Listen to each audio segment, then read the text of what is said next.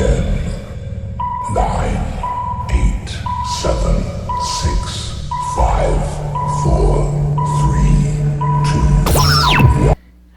2021, the top 10 most anticipated reads. These are the top 10 books that I am most looking forward to reading in 2021. The first book that we have is White Feminism: From Suffragettes to Influencers and Who They Left Behind.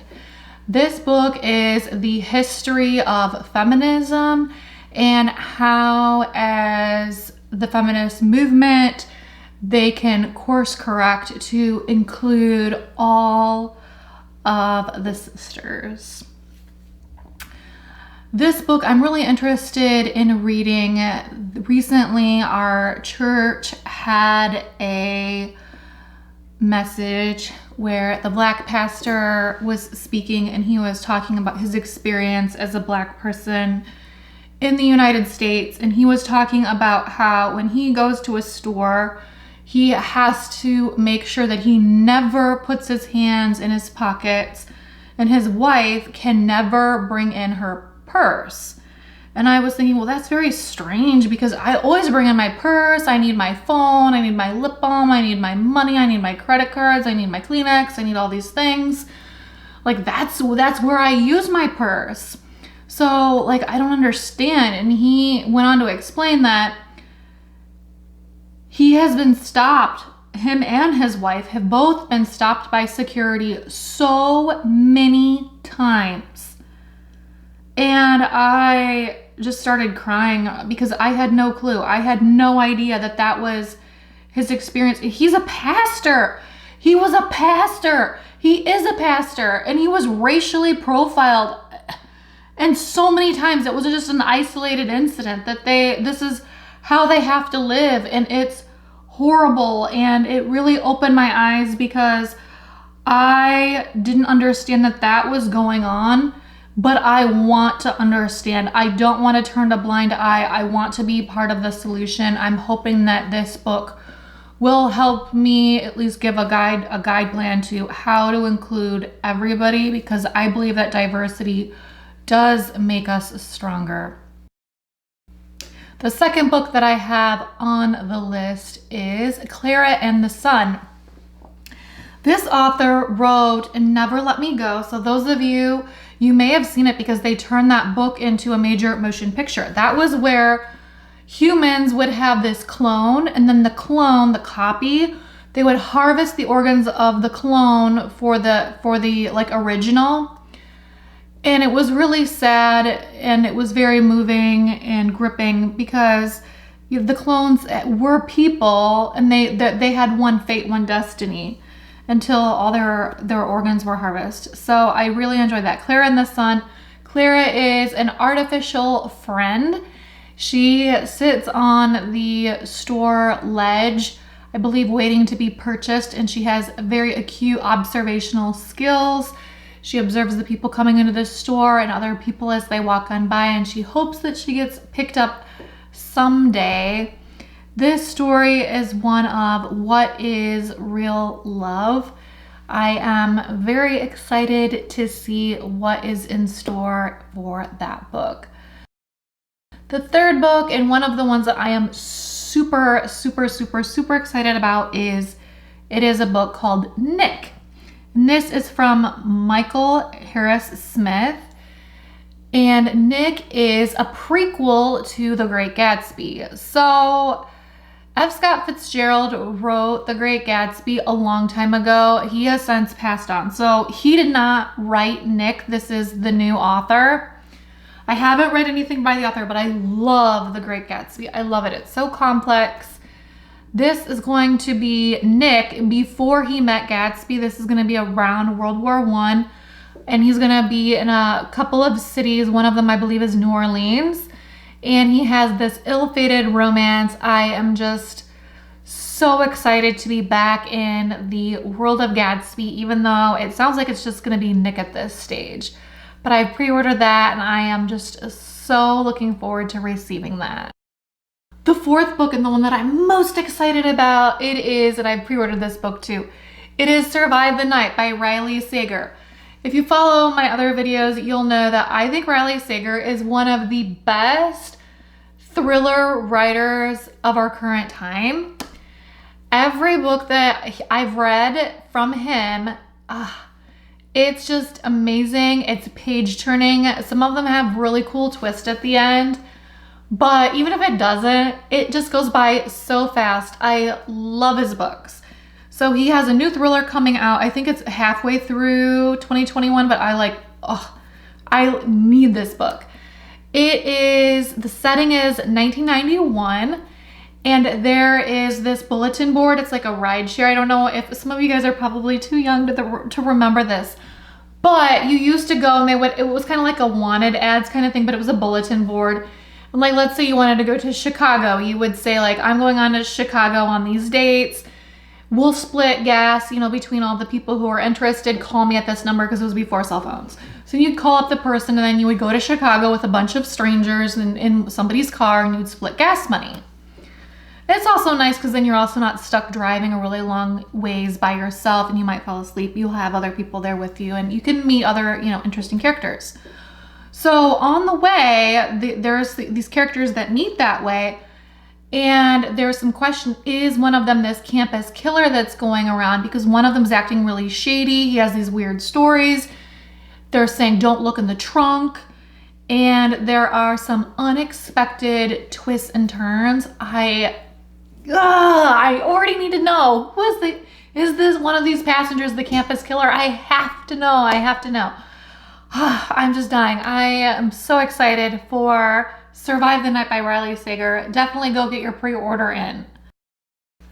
Book number 5. This is The Vanishing Half. So this book came out before 2021. This was the 2020 Book of the Year award winner by Book of the Month. Say that 10 times fast. This is a story of a set of twin girls. They are both Black. They grew up in the same small community. Then one of the girls part ways. One of them lives as part of the white community, passes for white. The other one still lives as part of the Black community. I believe they both have daughters, and then the story is how this impacts all the different generations. This book has gotten so much hype. I'm so looking forward to digging into this one.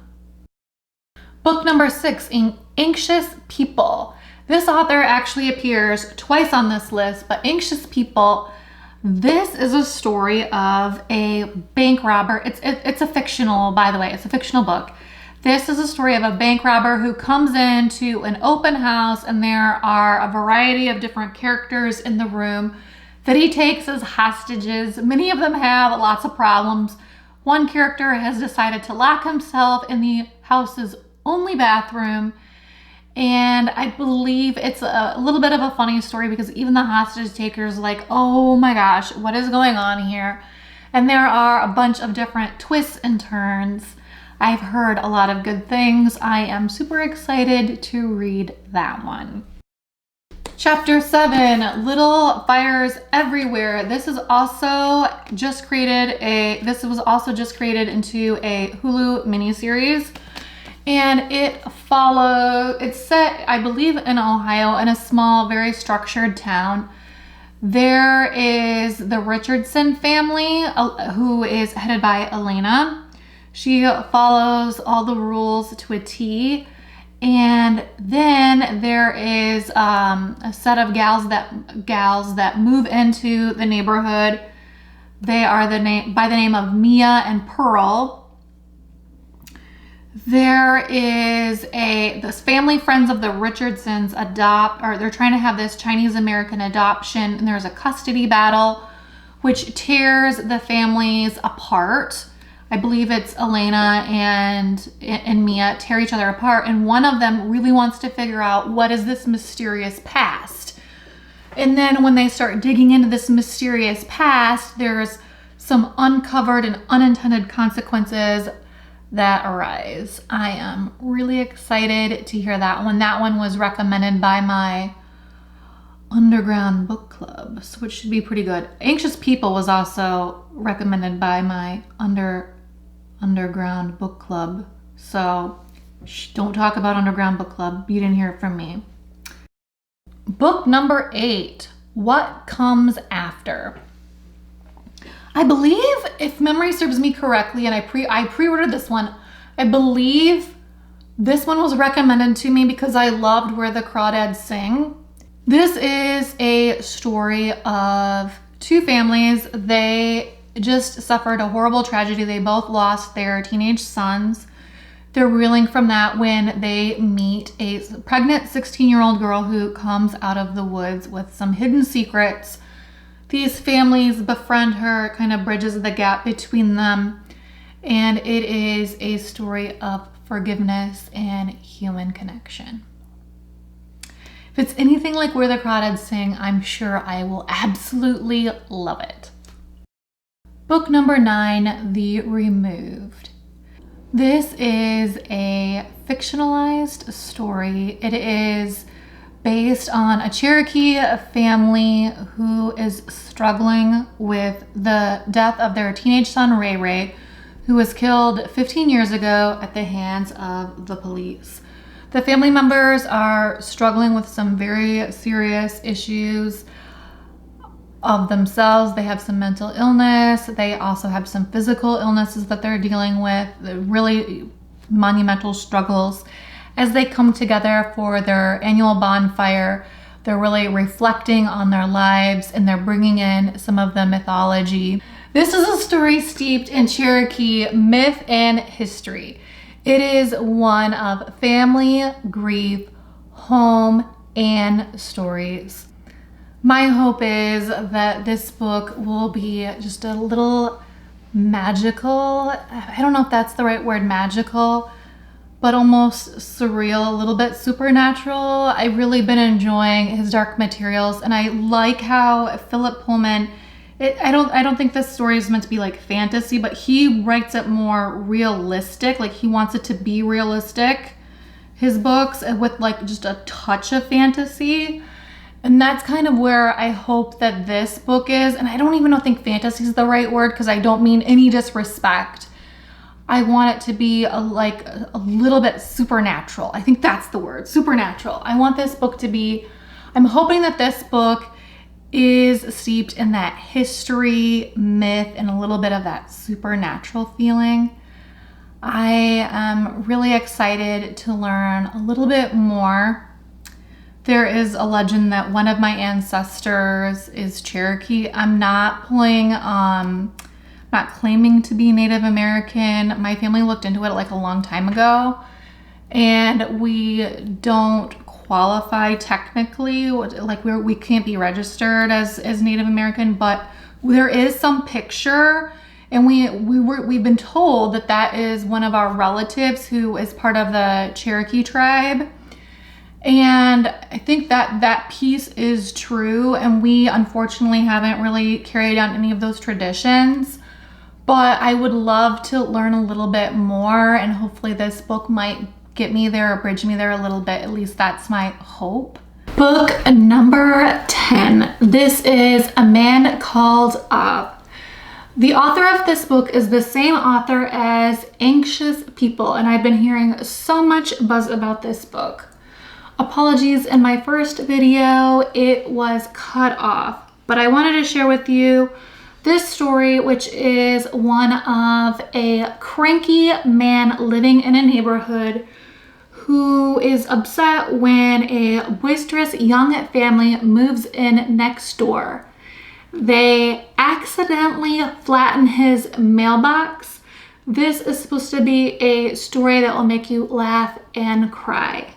Let me know in the comments what books you are most looking forward to reading in 2021. If you believe that books create ideas and ideas change the world, let's change the world one book at a time. Make sure you're subscribed to my channel to stay up to date on all of these books, how and if I actually like them when I do read them. I'm Lisa of Troy, everyone. Peace.